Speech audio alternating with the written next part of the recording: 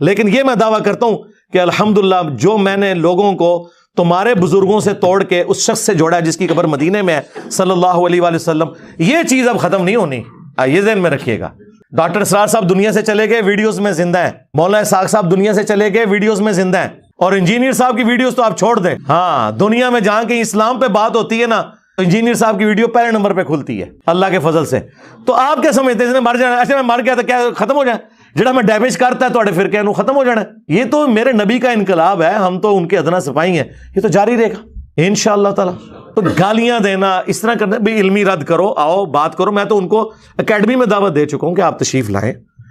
ان کے کئی نمازی ریورٹ ہو کے میری اس اکیڈمی میں آ چکے ہیں سیالکوٹ سے، میں نے ان کے ہاتھوں سلام بھی بھجوایا ان کو کہ تشریف لائیں ادھر، بتائیں میری غلطی کیا ہے قرآن و سنت کی روشنی میں، جذباتی باتیں نہیں کہ پیچھے آپ رو میوزک چلا دیں اور آپ سمجھیں کہ آپ کی بات جسٹیفائی ہو جائے گی۔ ابھی اگلے دن ایک کلپ ان کا آج کل بڑا وائرل ہوا ہے جس میں وہ ایک کسی بزرگ کا واقعہ سنا رہے ہیں کہ وہ بحری جہاز میں سفر کر رہے تھے۔ اتنی میری بات یاد رکھنا، آپ نے لاہور سے مدینہ پاک بڑی دور کر دیا، لیکن اتنا یاد رکھنا مدینے سے لاہور دور نہیں ہے۔ ہاں جی، یہ کتاب ہے تذکرہ غوثیہ، یہ غوث علی شاہ صاحب رحمۃ اللہ تعالی کے ملفوظات ہیں، اس میں بھی حضرت نے لکھا ہے۔ غوث علی شاہ صاحب آپ فرماتے ہیں میں حج کرنے کے لیے گیا اور میں بمبئی بندرگاہ سے بحری جہاز پہ بیٹھا، ٹھیک ہے جی، کہتے جہاز نکل کھڑا ہوا حج کے لیے، جدہ جانا تھا سیدھا جہاز میں۔ اب کہتے ہیں جو کسی دا عاشق ہوئے اسے دی گل کردا، سو مکر بہانے کر کے اسے دے مرنے مرد۔ اب شاہ صاحب فرماتے ہیں جتنے لوگ بحری جہاز پہ تھے میں نے سب پہ نظر ڈالی، کہنا جی کیڑا ہے جدنا یار دی گل کریے؟ کہتے ہیں کوئی بھی نہیں تھا۔ کہتے ایک میں دسیا وہ این جو ہے ہی کہ یار دی نہیں لیکن یار دی گل ہو سکتی تھی، اور وہ تھا جہاز کا مولم۔ کہتے میں اس کے پاس گیا، سلام دعا کر کے میں بیٹھ گیا۔ میں نے کہا آپ جہاز کے مولم ہیں؟ اس نے کہا ہاں۔ اب کہتے میں نے کہا یار ہر سال تو حجی لے کے جانا ہے تو لے کے بھی آنا ہے، تو چلو جانے ہیں تو کوئی ولی نہ ہوئے لیکن آدھے ہیں تو سارے ولی ہو کے آتے ہیں، تو اج تک کوئی تو اللہ دا یار ویکھیا ہے؟ آپ فرماتے ہیں وہ مولوی مجھے سر سے لے کے نا پاؤں تک دیکھ کے کہتا ہے حضرت ساری زندگی میں دو ہی اللہ کے دوست دیکھے، پہلے کی بات سناؤں کہ دوسرے کی؟ آپ فرماتے ہیں میں نے کہا پہلے کی سنا۔ کہتا ہے پہلا اللہ کا ولی میں نے تب دیکھا تھا جب اس جہاز کی مولوی میرے والد تھے اور میں ان کی زیر تربیت تھا۔ کہتے اسی طرح جہاز بمبئی بندرگاہ سے نکلا، تھوڑا سا جہاز آگے گیا ہوگا تو ایک بابا جی آگے اور آ کے میرے والد صاحب کو کہتے ہیں مولوی صاحب یہ تو بتائیں جدہ کب آئے گا؟ اگر مجھے پہلے پتا ہوتا نا کہ بحری جہاز میں سفر کرنے سے اتنی ابکائیں آتی ہیں، اتنا دل خراب ہوتا ہے، تو پھر ایک اور راستہ بھی تھا، میں نے اسی راستے سے چلے جانا تھا۔ اب یہ بتائیں جدہ کب آئے گا؟ تو کہتے ہیں میرے والد صاحب مسکرا کے کہنے لگے بزرگو وہ یہ تو جہاز بمبئی بندرگاہ تو چلے ہے 11 دن لگنے نے پھر جدہ آئے گا۔ کہتے ہیں وہ بابا جی چلے گئے، اثر پڑھ کے پھر آئے، وہی سوال، میرے والد صاحب کا بھی وہی جواب، پھر چلے گئے، مغرب پڑھ کے پھر آئے، پھر وہی سوال۔ کس دفعہ میرے والد صاحب غصے میں آ گئے، کہنے لگے بابا جی گل ہوں آخری ہے، بار بار نہ ہو میرے کا، میں تو 11 دن تو پہلے لیا نہیں سکتا، جو تسی لیا سکتے ہو تو لے آؤ۔ کہتے ہیں وہ بابا جی میرے والد صاحب کو کہتے ہیں پھر سب سے پہلے کون سی بندرگاہ آئے گی؟ کہتے ہیں میرے والد صاحب نے کہا مخا، پھر کون سی آئے گی؟ حدیدہ، پھر کون سی آئے گی؟ عدن، پھر کون سی آئے گی؟ میرے والد صاحب نے کہا جدہ۔ تو بابا جی کہتے ہیں پھر دیکھو جدہ آ گیا جی، تذکرہ غوثیہ، تذکرہ غوثیہ، جدہ آ گیا۔ کہتے ہیں میرے والد صاحب نے پیچھے دیکھا تو واقعی لائٹیں دکھائی دے رہی تھی۔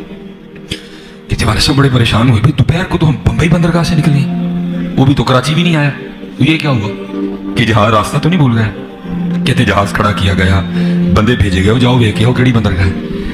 کہتے بندے نے آ کے کہا واقعی جدہ آ گیا جی، کیونکہ حضرت اس کی روحانی طاقت اتنی زیادہ تھی کہ جب مولم نے کہا نا مخا، اس نے جہاز کو اٹھا کے مخا رکھ بھی دیا، جب اس نے کہا نا حدیدہ، اس نے جہاز اٹھا کے حدیدہ رکھ بھی دیا، جب اس نے کہا نا عدن، اس نے جہاز اٹھا کے عدن رکھ بھی دیا، جب اس نے کہا نا جدہ، اس نے جہاز اٹھا کے جدہ رکھ بھی دیا۔ یہ ہے بھائی میں کہا کرتا ہوں، ہمارے بزرگوں نے کوئی لطیفے نہیں لکھے جی، انہوں نے ایویں نہیں کہا تھا فاصلوں کو تکلف ہے ہم سے اگر ہم بھی بے بس نہیں بے سہارا نہیں۔ اچھا دوسری بڑی مزیدار بات ہے، ایک کی تو بات ہو گئی، اب شاہ صاحب کہتے ہیں مولم کہتا ہے ان دوسرے دی سناواں؟ شاہ صاحب کہتے ہیں میں نے کہا سنا، وہ کہنے لگے جی دوسرے اللہ والے تسی ہو۔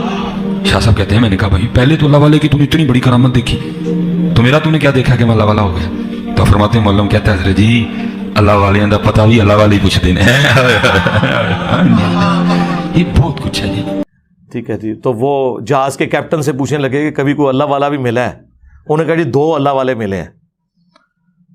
کہانیاں بہرحال مختصر یہ کہ انہوں نے کہا جی وہ ایک اللہ والا تھا، وہ بار بار آ کے میرے ابا جی جو اس وقت کپتان تھے ان سے پوچھتا تھا کہ ہاں جی کتنی دور رہ گیا جی جدہ، کیونکہ جدے کے ساحل کے اوپر جا کے وہ بحری جہاز نے رکنا تھا، تو وہ پھر بڑے تنگ ہوئے، تو الٹیمیٹلی انہوں نے اس کے ساتھ ڈسکشن کی تو اس نے کہا اے پھر جدہ آ گئی، تو جدہ پہنچ بھی گئے، حالانکہ وہ ابھی جدہ بڑی دور تھا۔ تو انہوں نے جب پوچھا لوگوں سے، واقعی جدہ پہنچ چکے تھے۔ سرکار اس طریقے سے کوئی ٹریول کر سکتا ہے؟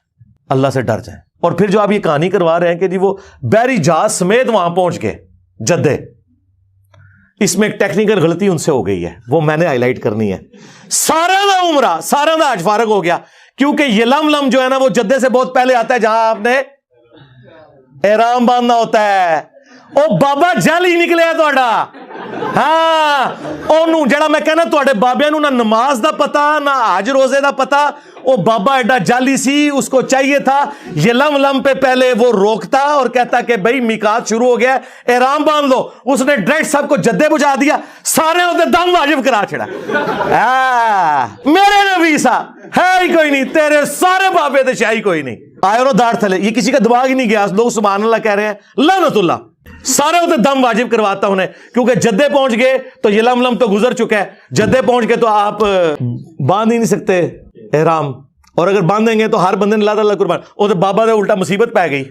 کتنی بڑی ٹیکنیکل غلطی ہے اس کے اندر، ٹیکنیکل غلطی۔ اور اس سے یہ پتہ لگا کہ بابے کو حج کے مسائل نہیں پتہ تھے، ورنہ وہ پہلے یہ لم روکتا، اس کے بعد جدے جاتا۔ یہی تو ہم کہتے ہیں انہیں تجویز سے نماز بھی نہیں آتی، ترجمہ تو چھڑ دو، کوئی پڑھ ہی نہیں سکتے۔ یہ حالت ہے ان کی۔ اور میرا معصومانہ سوال ہے، آپ کے سارے بزرگ بحری جہازوں میں جاتے تھے جب حج اور عمرے کے لیے، تو آپ تو کہتے ہیں بزرگوں کا مقام بہت بلند ہے، اگر ویل مچھلی تیر سکتی ہے، شارک مچھلی تیر سکتی ہے، تو آپ کے بابے سمندری راستے تیر کے کیوں نہیں وہاں پہنچتے تھے؟ آئے ہو نا داڑھ تلے ہوں۔ ویل مچھلی 1.5 گھنٹے تک سانس روک لیتی ہے اپنا، اس کے بعد ایک دفعہ اوپر سانس لینے آتی ہے۔ تو آڑے بابے دا بھی 1.5 گھنٹے سے سانس روکیے، چاہے غوث ہے، کتب ہے، ابدال ہے، 3 منٹ سے زیادہ کوئی بندہ زندہ نہیں رہ سکتا، عام آدمی مر جائے گا۔ اور دوسری طرف صحیح مسلم شریف، بنو سلمہ چوراہے پہ کھڑے ہیں، اللہ کے نبی علیہ السلام نے پوچھا کہ میں نے سنا ہے کہ تم مسجد نبوی کے قریب مدینہ شریف میں شفٹ ہونا چاہتے ہو۔ ان کا یا رسول اللہ گاؤں ایریا سے آتے ہیں، ظاہر ہے گاؤں ایریا سے آنے میں تردد ہے، نماز میں پہنچتے ہوئے اتنی ٹریولنگ کرنی پڑتی ہے، بعض کا جماعت بھی رہ جاتی ہوگی یا لیٹ پہنچتے ہوں گے، تو ہم نے سوچا کہ ہم نا مدینہ شریف میں ہی گھر لے لیں۔ تو نبی علیہ السلام نے فرمایا کہ جو تم اتنے قدم چل کے آتے ہو نا، تو تمہارے لیے ثواب لکھا جاتا ہے۔ یہ حدیث ہے، صحیح مسلم میں بھی، مشکات میں بھی موجود ہے۔ یہ ہے سر کتابوں کا پیغمبر۔ نبی علیہ السلام نے انہیں یہ کیوں نہیں کہا کہ بعد میں تو بزرگان دین جو ہے وہ اڑ کے پہنچ جایا کریں گے مکہ مدینے نمازیں پڑھنے، تو اڑ کے آ جایا کرو، مدینہ شریف کیوں شفٹ ہو رہے ہو؟ اتو اڑ ہوتے تھے، لینڈ کرو، اس زمانے پہ کوئی نہیں سی اڑدا۔ اور دوسری طرف یہ آپ کو کہتے ہیں بڑے سے بڑا غوث، کتب، ابدال، کسی صحابی کے گھوڑے کے قدموں کی خاک جو نتنوں میں بیٹھے اس کے برابر نہیں ہو سکتا۔ تو سرکار بنو سلمہ جن کے گھوڑوں کی خاک جو ان کے گھوڑوں کے نتنوں میں بیٹھتی تھی وہ تمہارے بابوں سے افضل تھی، وہ تو بےچارے مدینہ شریف شفٹ اس لیے ہو رہے ہیں کہ ہمیں دور سے آنا پڑتا ہے، ہم قریب ذرا شفٹ ہو جائیں تاکہ نماز پڑھنے میں آسانی ہو۔ ان کو تو حضور نہیں کہہ رہے اڑ کے آ جاؤ، یا وہ سوچ لے کہ اگر اڑ کے آ سکتے تو بےچارے یہ کام نہ کرتے۔ اس زمانے میں کوئی نہیں تھا اڑتا۔ اس کا مطلب یہ بعد میں ساری کہانی ہے۔ انجن روک دیتا جی، انجن بڑھایا بھی ہے کسی نے، روکنے نہیں رہے ہو، نہ تواڈے کول انجن بنیا، نہ تواڈے کول بحری جہاز بنیا، یہ بابے صرف روکتے ہی رہے ہیں۔ وہ جی اوپر نگاہ ماری 7 آسماناں تو تے عرش تے، تھلے نگاہ ماری 7 زمیناں کراس، تیل بھی کراس۔ تیل تو 8 سے 200 سال پہلے، مشکل 200 سال پہلے، 1853 میں پہلی دفعہ وہ تیل کا کنواں پنسلوینیا میں امریکہ میں نکلا۔ سر ایڈون، مٹھی داڑھی تھی ماشاءاللہ، ہے کرسچن تھے وہ، کرسچن۔ تو آڈے کسی بابے کو تیل نہیں دریافت ہویا جو یہ زمین کے نیچے والا تیل ہے۔ یہ میں اس لیے کہہ رہا ہوں کہ ان کا دعویٰ ہے کہ بزرگ دیکھ لیتے ہیں، ہمارا یہ دعویٰ ہے کہ دنیا بقدر ایفرٹ ہے۔